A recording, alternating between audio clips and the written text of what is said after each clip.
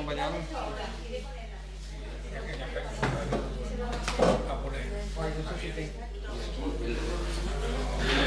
Buenas tardes a todos, bienvenidos y bienvenido al conferenciante de hoy, miembro de la Asociación de la Amistad Judeo-Cristiana y que ya anteriormente nos dio varias conferencias. Él es licenciado en Filología Hebrea, ha estado varios años en Jerusalén y conoce bien aquel país.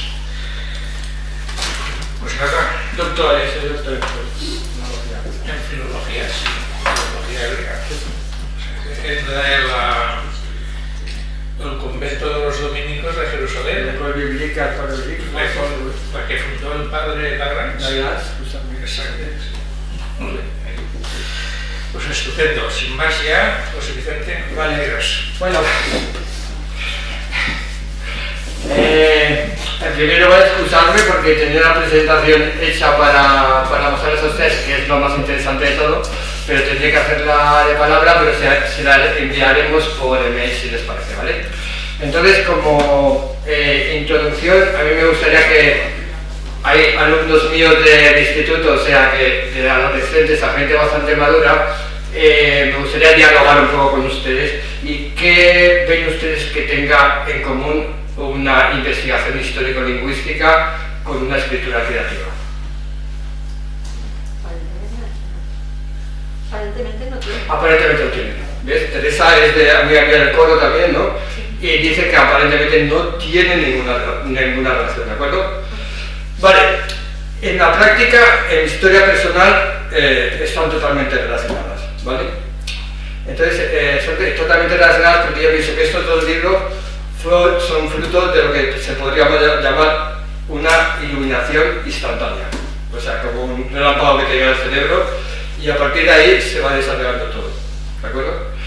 Entonces, digamos que estos dos libros serían fruto del azar, porque una iluminación te viene por casualidad, igual no te viene nunca, no pasa nada, y de la curiosidad, porque cuando sientes una cosa así, quieres ir más allá, ¿de acuerdo?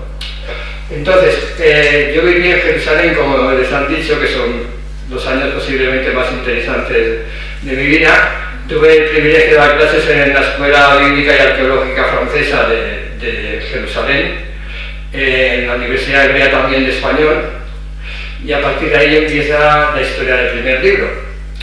Porque antes de ir a Jerusalén, yo tuve que ir al Consejo de Investigaciones Científicas de Madrid con una beca de doctorado. Entonces, la beca de doctorado más o menos te imponen la línea de investigación. La línea de investigación era textos de polémica judeocristiana, ¿sí? Entre judíos y cristianos de la Edad Media, lo que se llama Al-Ándalus o el Sefarad o como ustedes quieran, ¿vale? Entonces yo hice un tocho, mi tesis doctoral sobre los libros primeros de un hebreo que se llama Sento Ibn Saprut, que vivió en Tudela, luego vivió en Tarazona y tuvo una disputa con Pedro de Luna, con el que luego sería Papa.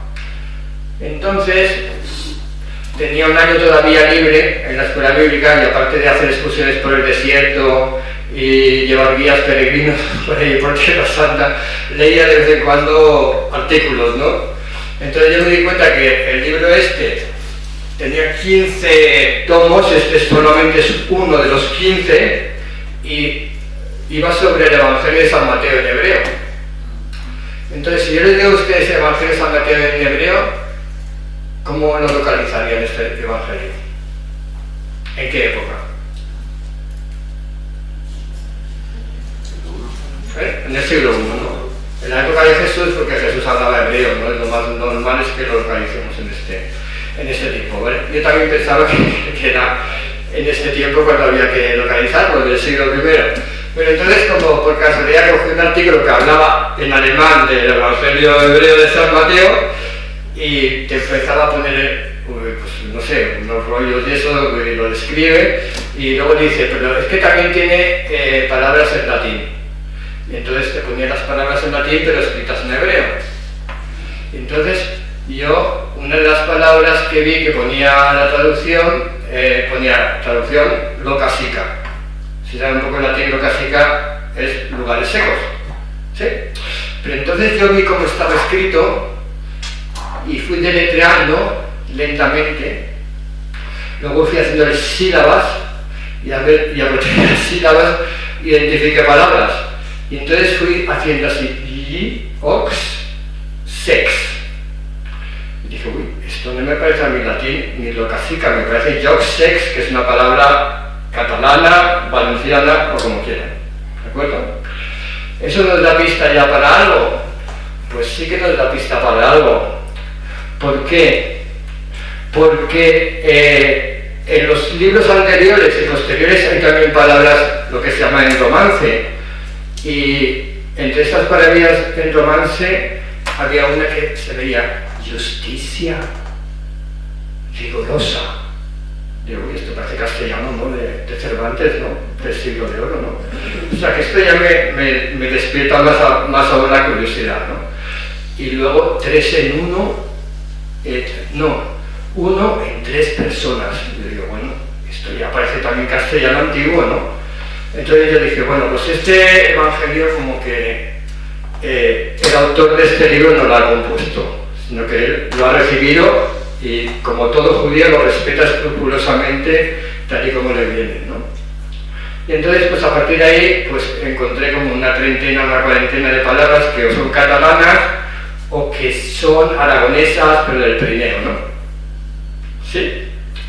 Entonces pues me dediqué a cotejar las palabras de este evangelio con las ediciones que había de textos en romance medievales, provenzales y catalanes. Y aquí pues he hecho la comparación de todas ellas, ¿no? Y vemos pues como las palabras aquí o catalanas o aragonesas se corresponden con un manuscrito de Provenza que ahora que es bueno, del pueblo de Provenza, ¿no? A partir de ahí, ¿qué es lo que la hipótesis, cómo se va rellenando? Pues que esto lo escribe un hebreo converso, que el autor Sentorio de Saprut presenta objeciones y que, digamos, además utilizan para la traducción, utilizan un manuscrito pero de la Vulgata. Entonces llegaron a la Vulgata, que se llama Tarraconense, de Tarragona, y nada menos que al monasterio este, a ver si me acuerdo porque no tengo aquí la presentación, San Pedro de Rodes. Y el otro sitio famoso de Cataluña, ¿cómo se llama este? Donde empezó, de Ripoll. ¿Vale? Pues todo viene ahí porque está dividido en capítulos, hay 100 y pico capítulos, no como tenemos 25, 26, sino que digamos que todo va ligando y a partir de ahí digamos que averiguas palabras curiosas, ¿no? Como para cizalla se dice viraga, que es una palabra del Pirineo Central. Entonces como que vas adivinando algo de este autor, ¿no? De dónde provenía y dónde se movía. Y posiblemente se convirtió y llegar al autor es muy difícil, ¿no? O sea que mi única hipótesis es que estaba ligado con las escuelas de lengua de los dominicos, que un dominico que se llama el padre Portabarría los ha investigado, y también hay un dominico que se llama Raimundo Martí que habló de un judío que se había convertido y con toda su familia iba predicando el evangelio por los pueblos del Pirineo. Entonces digo, pues esto puede ser también que ligue, ¿no? ¿De acuerdo? Entonces este es un evangelio que investigadores norteamericanos habían ligado con el siglo I y con Jesucristo y habían hecho sesudas ediciones críticas, pero que digamos que el análisis lingüístico y filológico nos lleva a unas conclusiones muy diferentes, ¿no? Un poco pues enfrentarse a lo que se da por hecho y tratar de descubrir cosas nuevas, ¿no? Vale, pues eso lo descubrí durante mi estancia en Jerusalén y sigo vivo aquí porque también es un milagro, porque por el azar, ¿no? Porque yo, mientras daba clases, vivía en un monasterio de hermanas franciscanas, cuidaba un poquito del jardín y daba clases en la Universidad Hebrea de Español. Y con una novia que tenía y unos amigos hicimos una fiesta una noche, ya casi en el mes de junio, y por la mañana pues perdí el autobús número 9 que me llevaba a la universidad. Cuando cogí el otro siguiente autobús, iba viendo las noticias, el autobús 9 ha explotado con un hombre O sea que un poquitín aquí el investigador está con ustedes gracias también a lo que es un poco el azar y la casualidad. Vale, la segunda cosa era que tiene que ver también el azar y la escritura creativa. Vale, pues eso es un punto que se relaciona como antes con el instante, ¿no? Como la inspiración de un instante que es como un relámpago y a partir del cual tú vas creando cosas, ¿no? Entonces, pues, digamos, yo tenía mucha relación con la parroquia de Vera, con Julio Ciges, el párroco de ahí, íbamos muchas veces a oír misa allí, pero como que soy deportista siempre iba en bicicleta, ¿no? Entonces cogí una bicicleta y me iba por lo que se llama la Vía Verde, la Vía Churra esta, ¿no? Y llegaba hasta Porsa Playa, volvía por Porsa Playa y iba a Vera con mis hijos y con mi mujer, ¿no? Vale, una vez salí hacia allá, pues como que hacia la derecha escuché una música y digo, uy, que hay aquí la música, voy a curiosear. Me metí por una senda a la derecha y había como una alquería abandonada con pintadas en la puerta y en la puerta pues, y ahí dentro pues unos alternativos escuchando música, ¿no? Entonces pues como que a partir de este detalle ya nace toda la novela, ¿no? Porque es el punto donde se inicia y donde acaba todo lo que es esta novela. Al lado hay un cementerio que llama la atención para ver cómo lo colocamos en medio. Y luego, pues había que, para crear un final, pues tienes que ligarlo al principio. Y el final era, pues, lo que se llaman las fiestas alternativas, ¿no? Hoy en día esas fiestas se llaman las fiestas rave de gente rabiosa antisistema, ¿no? Y al final todo acaba un poco en una fiesta alternativa, ¿no? Esos son un poco los dos ingredientes principales, las iluminaciones que contiene esta novela. Y luego pues un poco les hablaba, esto sí que lo tengo escrito, entonces sí que se lo puedo decir, gracias a Dios, porque ya aquí el manuscrito y las gafas, ¿no? Pues estamos hablando un poco de la novela negra, ¿no? Porque a partir de escribir el libro, pues he investigado un poco sobre la novela negra. ¿Para qué? Pues para encuadrarlo en las principales escuelas, en los principales prototipos de detectives, de contextos literarios y de gastronomía, unos cuantos puntos para, digamos, abrirles el apetito a la lectura a quienes estén interesados, ¿de acuerdo? Bueno, pues digamos que una explicación o iluminación pone en marcha un proceso deductivo que al final se muestra coherente si responde, en este caso, a la investigación histórica, en este caso se responde a la imaginación, ¿no? Si con esas dos coordenadas sale adelante, pues digamos, el lector se encuentra satisfecho, ¿no? Y también el autor, porque este libro me ha llevado 20 años la publicación. Y luego no solo eso, sino que, bueno, esto es una editorial que es española, ¿no? Y que tiene muy poca difusión. Lo traduje al inglés, con el complemento un poco de las Biblias Vulgatas, le envié a la Revue des Études Juives de París y como que me lo aceptaron. Pero la de correcciones que he tenido que hacer, no se pueden imaginar ustedes, y el proceso riguroso que tienes que pasar es tremendo. Hasta Teresa le puse una traducción en latín, que al final acabó en un profesor de Oxford, que invito 4 líneas, pero que si no, no pasabas para la traducción al inglés.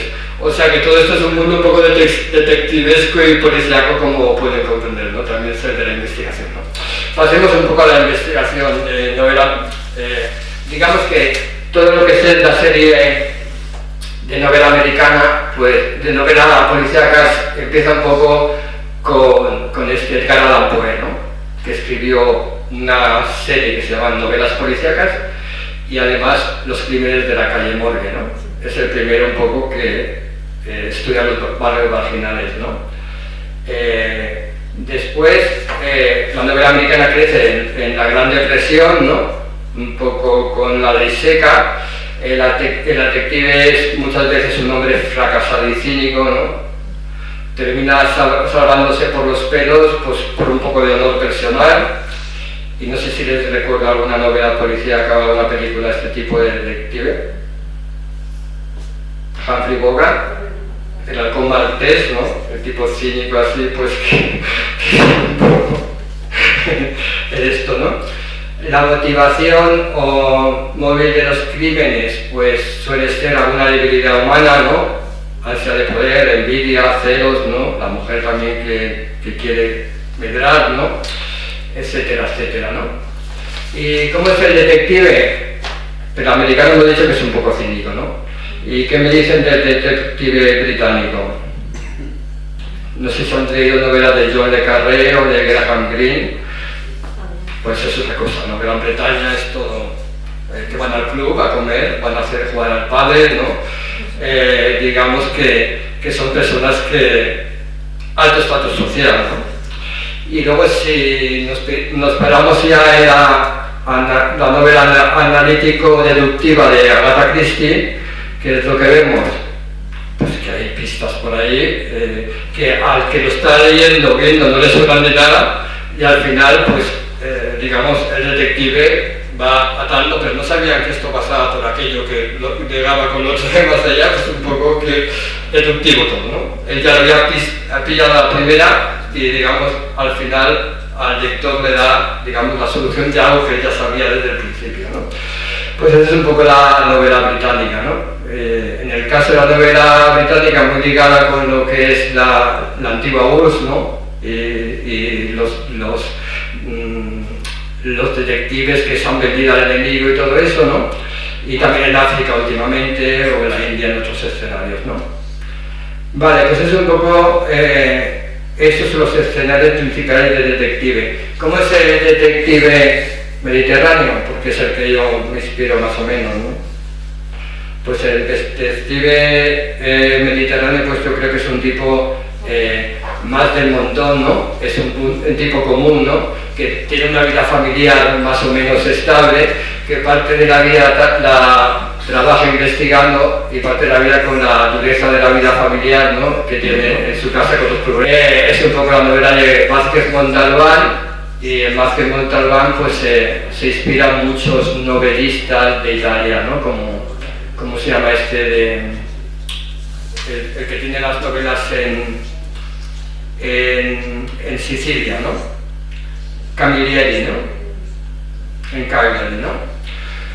Vale, pues eso es un poco el tipo de detective, ¿no? ¿Qué vamos a encontrar en esta novela? Si la leen, pues no hay un detective, porque yo creo que es más bien policíaca, ¿no? Entonces, pero sí que hay, digamos, que fuerzas del bien y fuerzas del mal, ¿no? Las fuerzas del bien están un poco en una parte de la Universidad de Taronches, y otra parte no lo es tanto, ¿no? Y luego están en algunas, digamos, inspectoras de policía, ¿no? Que son las que son capaces de dar la cara por lo que ocurre en los bajos fondos de la Volta de Valencia, ¿no? Y lo que se está tramando entre bastidores, ¿no? Entonces, pues digamos que es una obra más de tipo coral y la visión narrativa, pues como yo siempre digo en mis novelas, es un personaje que viene de fuera, ¿no? Es un recurso muy fácil, ¿no?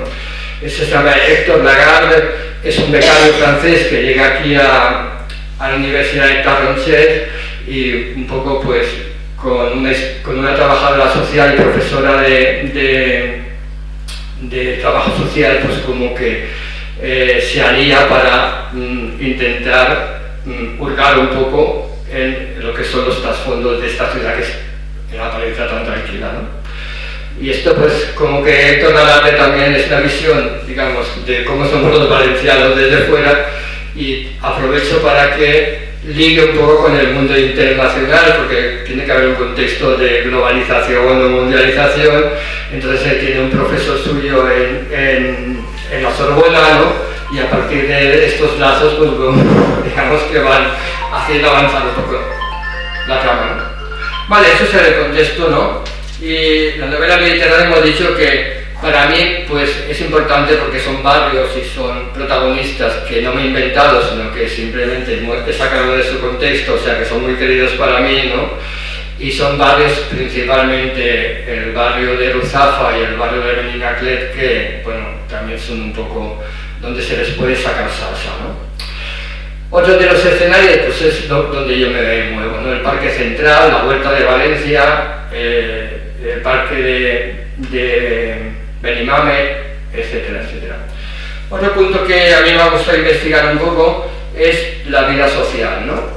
como hemos dicho, en la novela británica la vida social es muy importante, y aquí también pues, es importante la vida social en estos escenarios, ¿no? Hay bajos fondos como el cementerio de Benilmaclet, los orfanatos, la alquería misma de Roque, pues también buscando pistas, yo creo que se llama alquería de Serra.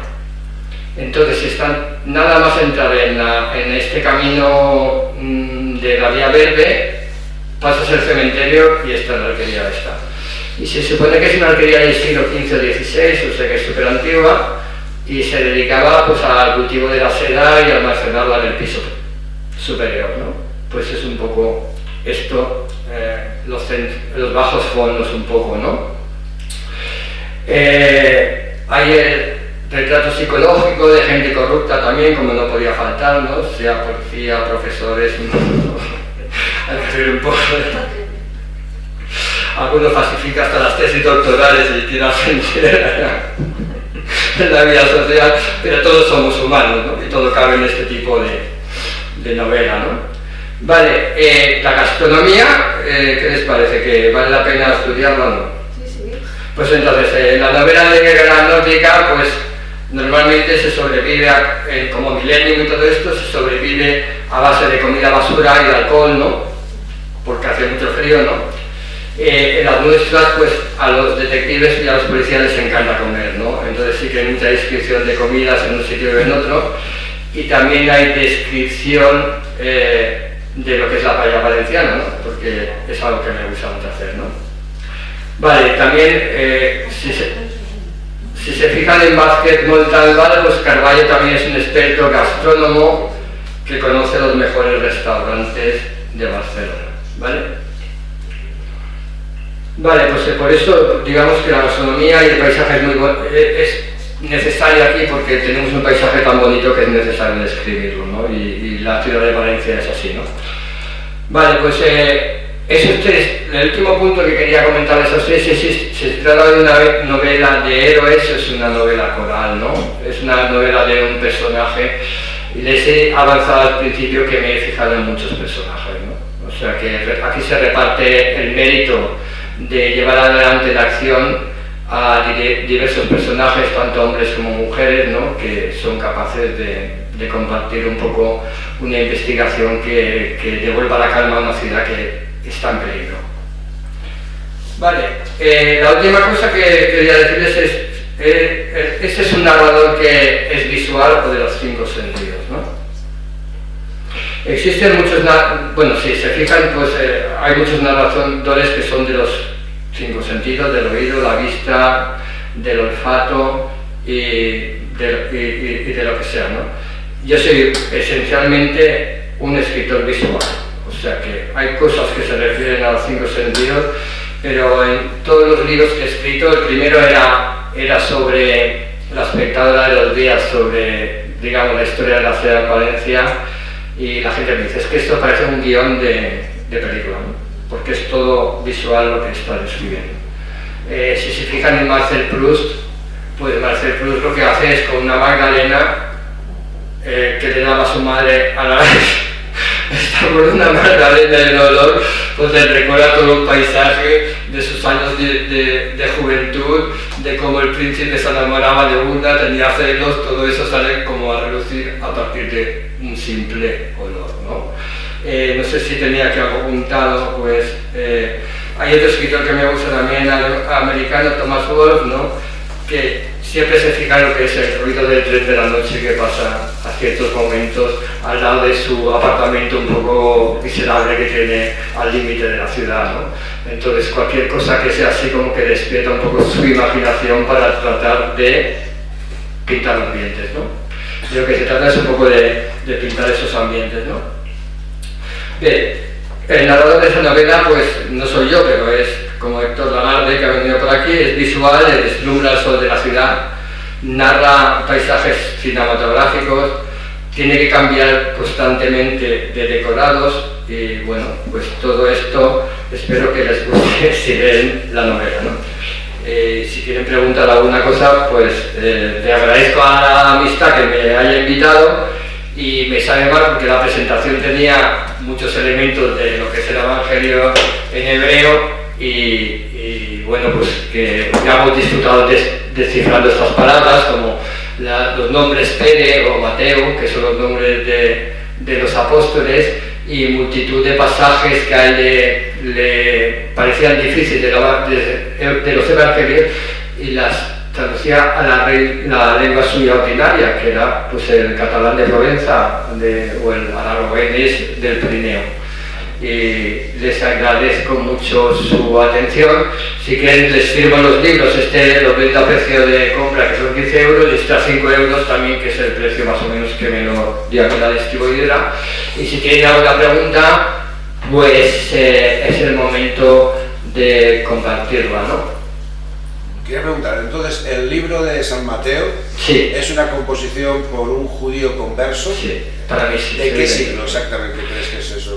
Sí, yo creo que esto está escrito entre 1280 y 1320. O sea, yo sí que apuro mucho las fechas, eso en primer lugar. Y lo segundo, ¿cómo le llegó a Sento Vivenza Prut? Yo también estoy en algunos artículos, le he puesto que él tuvo una controversia en el Palacio Episcopal de Pamplona en 1384-1390. Entonces digamos que sería una controversia que han quedado muy pocas cosas sobre el pecado original y unas cuantas cosas, y yo creo que don Pedro de Luna, que no era un Benedicto XIII, era legado del Papa en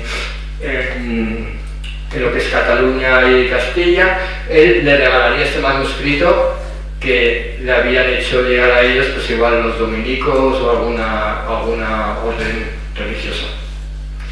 Pero bueno, es curioso cómo van dando las vueltas las cosas hasta que tú le vas siguiendo la pista, ¿no? O sea que es un poco, como volvemos al principio, la curiosidad la que mueve a la investigación, ¿no? Y la casualidad y el azar también, ¿no? Entonces, pues es eso un poco. Y estos libros han surgido porque yo me dedicaba a una empresa, era guía de turismo, y tuve un infarto de miocardio que me caí desmayado y tuve un año de baja. Entonces, ¿qué hacía por la mañana para no molestar a mi mujer y a mis hijos? Pues me ponía a escribir como sea y tengo que sacar un capítulo. Y tengo que sacar otro capítulo. Y así uno tras otro hasta que, digamos, te sale una cosa que ni tenías planificada al principio al final, ¿no? Y bueno, y ahora tengo otra novela también que es un poco sobre la inmigración, que también me publican en Madrid, y es sobre una persona, un negrito, que yo le ayudé a conseguir los papeles pagándole la seguridad social, y ahora es profesor de religión. Entonces como que en Madrid llegué con mi mujer a un colegio mayor donde él vive y nos hospedó, llovía cántaros y dijimos, vamos a tomar algo. Cogimos el coche de la Complutense y nos fuimos a la avenida de la Victoria, que había un aguacero tremendo. Aparcamos y vimos un sitio de Rumbergue, ya me acuerdo todavía del sitio. Entramos, había gente pero no mucha. En cambio, habían dos chicos con la guitarra en la única mesa que nos podíamos sentar. Y les dijimos, ¿qué hacéis aquí? Somos de La Tuna, os invitamos a un cubata, y cantamos algunas canciones. Y estuvimos desde las 11 hasta las 2 de la mañana con los de La Tuna, dos chicos de 20 años guapísimos. Y entonces dije, esto vale para una novela, porque este encuentro de aquí puede ser. Por eso les digo que siempre como que, y yo supongo que hay escritores que son súper metódicos, súper programáticos, de tipo alemán o de tipo británico, pero yo creo que lo que tenemos en el Mediterráneo es como nuestro filón de la imaginación, y que seamos capaces de crear ambientes un poco sorprendentes que engañan un poco al lector. Y bueno, si quiere hacer alguna otra pregunta. Pues a mí me ha resultado curioso todo lo de Benimaclet, todo esto que has dicho de los barrios de Valencia, que este policía que se infiltró en el centro ocupado de Benimaclet.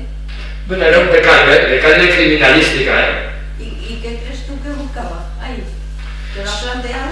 Sí, porque era yo, básicamente era yo que oí una música y como una música así como estridente, y olí un poco a porro y torció hacia la derecha, Héctor Lamal torció hacia la derecha y dijo, madre mía, aquí pone una pancarta que pone roque, no ponía roque, pone rinque o ranque, y yo dije, pues bueno, esto da tela, ¿no? Porque es un sitio misterioso, ¿eh?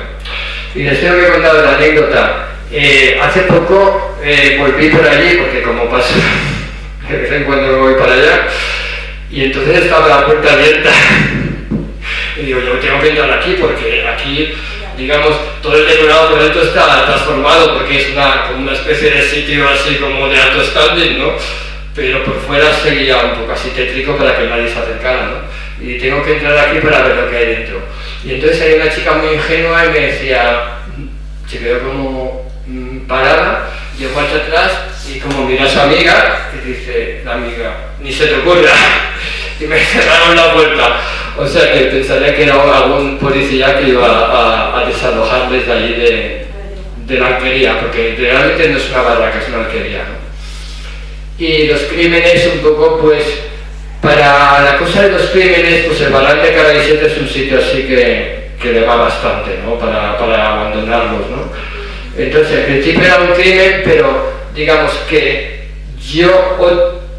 para esa novela me he inspirado, como les he dicho, en la novela italiana, sobre todo, porque es muy humana. Y luego en la británica, por el tipo de los clubs, aquí también juegan al pádel, un poco todo eso, ¿no? Y también me he inspirado, como no, pues como en Umberto Eco, porque también es maestro, ¿no? Entonces tiene que ser algo de la Biblia, algo del Apocalipsis ahí, para darle un poco de trasfondo metafísico, digamos, a la novela. Bueno, pues todo eso es un poco lo que les quería presentar. Montalbano, ¿te gusta entonces? ¿Te gusta? Sí, me gusta mucho. Toda la descripción que hace del pueblo, exactamente, la vida, las casas por dentro. Exactamente. Eso es, cómo vive la familia por dentro, cómo son los problemas con los niños, con la mujer, si hay corrupción ahí que quieren arrastrarlo para un sitio o para otro. O sea, digamos que es una novela que nos va muchísimo a nosotros, ¿no? O sea, que me gusta este tipo de escritores como Elena Ferrante, autora napolitana también, que es un poco lo que es la vida cotidiana de la gente del pueblo, ¿no? Un poco es mi tipo de preferencias. ¿Tiene algo de humor? Bueno, porque Montalbano sí que tiene humor. Para mí tiene humor porque conozco a cada uno de los personajes. Yo no lo sé para el lector, pero yo conozco a cada uno de los personajes, el nombre, le he puesto los personajes de la hija de mi mujer. Mi mujer sale ahí también como la trabajadora social, que lo es en la realidad, ¿no?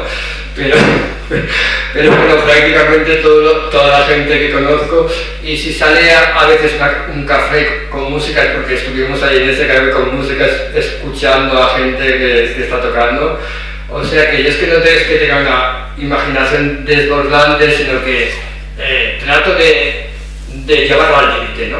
Pero son cosas que te suceden en la vida real, ¿no? La última fiesta pues es un poco como casi que los muertos del cementerio la noche de San Juan se despiertan y van a participar incluso de la apoteosis final ahí en medio de todo, ¿no? Entonces son cosas que te van, digamos, goteando, y tú lo que tienes que hacer es un poco de compositor para... Humor exactamente, pues no sé si tengo el humor ese británico tan fino, ¿no? Pero sí que creo que hay algunas chispas, ¿no? A la hora de predilecciones, ¿no? Predicción por la mujer a la hora de estar, digamos, reconocida, ¿no? Porque parece que la inspectora tiene un comisario que se quiere echar todas las medallas, ¿no? Pues un poco de ironía así de lo que es el mundo social nuestro, ¿no? En el cual cuesta mucho generar, ¿no? Y muchas veces la mujer calla, ¿no? Cuando tiene que ponerse medallas, como que mira para otro lado y deja que sea, es superior el que se vea favorecido, ¿no? Bueno. ¿Hasta qué punto crees que el hecho de haber estudiado o hecho una tesis doctoral te puede haber ayudado para escribir? O sea, eso me ha ayudado muchísimo, me ayuda muchísimo, porque no te puedes... O sea, es que, digamos, yo soy súper despistado y tengo muchos fallos y como no tengas un rigor absoluto de lo que estás escribiendo, por qué lo estás escribiendo, hacerte los ficheros, uno con los nombres de los personajes, la descripción de los personajes para poder ir repicoteando de ellos para ir avanzando en lo que vas narrando. Y luego decir, soy capaz de hacerlo porque he escrito este libro, pues un libro de imaginación también soy capaz de hacerlo, porque el terror de la página en blanco ahí cuando te levantas dices, madre mía, ¿qué pongo aquí? ¿Y cómo continúo esto? Pues no. Es que me lanzaba directo, me levantaba y decía, no, adelante, como sea. Hay que sacarlo y va a salir. Y bueno, pues vas haciendo trama, pero una trama, digamos, que está ya toda desde el principio planeada, sino que la imaginación va atando cabos que son verosímiles. Pero que son verosímiles, que el lector dice, pues es posible, ¿no? ¿Por qué no? ¿De acuerdo? O sea, es un poco lo que... Siempre una historia de amor, porque es convencional en esto, ¿no? Y que es un amor posible, ¿no? Pues tienes que dejarla allí caer. Y es un poco lo que son los elementos un poco de la novela policíaca. En un ambiente como el nuestro valenciano, que no hay demasiado, ¿no? Yo creo que está una que se llama Noruega, que se llama de Rafael Reiguera o algo así. Luego hay otra novela también valenciano de un registrador de Jáliba o de Alcoy, que también es un poco de la corrupción de la posguerra, ¿no? Y luego está Ferran Torrent, que escribe novelas policíacas, pero yo creo que Ferran Torrent escribe novelas, pero no tiene el fondo así de... siempre de corrupción, ¿no? Pero que no tiene el fondo un poco que podría interesar al lector, como es la novela internacional, ¿no?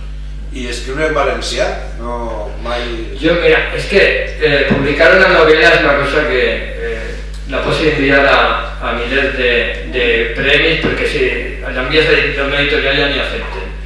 Entonces, la primera que vas a publicar, porque va a ser, estudiaba en la UNED y me va a tomar el premio María Zambrano, y esta, perquè diuen, no has guanyat el premi, però diguem que a l'avaluador l'ha interessat molt. Si nos envías el manuscrit, te la publiquen. Pues yo si no tinc que pagar, en això ja estic content, no? Perquè pagar 1.500 euros, 2.000 euros por una cosa que me t'ha costat sang y sudor y llàgrimes, como que es una cosa terrorífica, ¿no? Y ya pues así. La primera la he traduïda al valencià i l'he enviat als premis del SIDA i tal i qual, però no me l'han donat, això no t'ho han donat. És que no pots fer res, és que ja no hi ha més.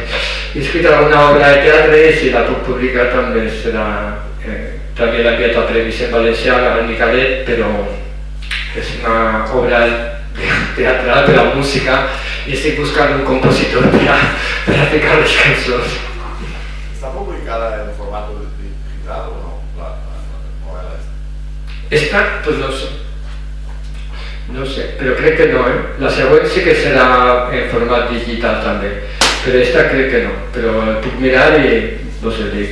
Sí, perquè tenia gent que te poden estar llegint, Sí. però no interessa més llegir en la pantalla. Pues, entonces, esta es una editorial que es diu Set de Mal, bueno, una col·lecció que es diu Set de Mal. Set de Mal es la película de Orson Welles, esa, ¿no? Que comienza ahí en una cámara por ahí, por México, ¿no?